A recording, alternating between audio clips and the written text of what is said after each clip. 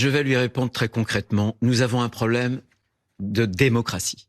Subrepticement, sans que les Français ne perçoivent, en tout cas ils ne l'ont pas analysé, ils l'ont senti. Il y a eu une sorte de changement de régime. Un exemple.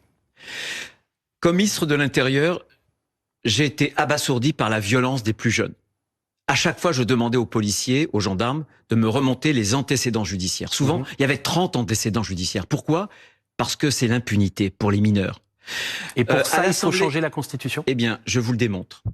Il y a moins d'un an, quelques mois, le parti Renaissance, d'ailleurs, avait porté un texte beaucoup plus dur pour réformer la justice des mineurs. Le Conseil constitutionnel a supprimé, censuré la moitié des articles en disant, voilà, pour les mineurs, on doit s'appuyer sur le principe d'éducation et non pas sur le principe de sanction. Je m'adresse à tous les parents qui nous écoutent, qui ont eu des enfants ou des petits-enfants. Est-ce que eux, dans la vie courante, ils ont séparé l'éducation de la sanction? C'est de la folie. Donc, le Conseil constitutionnel nous interdit d'apporter des solutions parce qu'il se réfère à la Constitution, texte sacré de la République. C'est-à-dire, vous considérez qu'ils en font une interprétation. Nulle part, vous trouverez, bien sûr, ce que je conteste. Alors, pardon, c'est pas la Constitution qu'il faut changer.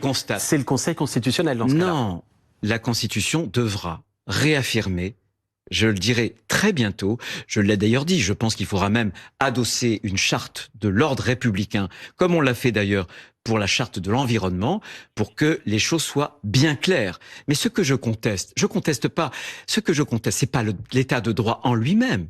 Ce que je conteste, c'est des dérives. Quand, par exemple, les juges créent des règles qui ne tirent pas des textes ou des traités, ils s'échappent, vous voyez, des textes et des traités. Et en quelque sorte, la règle suprême de la séparation des pouvoirs n'est plus respectée.